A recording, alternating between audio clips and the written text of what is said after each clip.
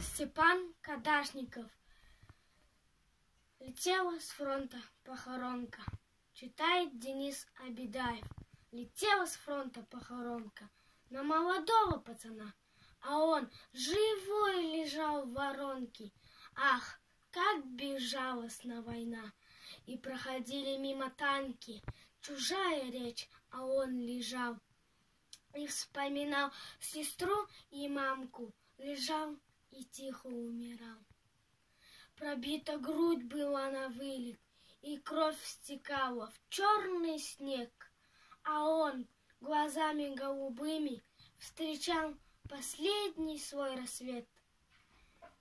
Нет, он не плакал, улыбался и вспоминал родимый дом, и, пересилив боль, поднялся, и автомат, подняв с трудом, он в перекошенные лица горячий выплеснул свинец, приблизив этим на минуту войны безжалостный конец.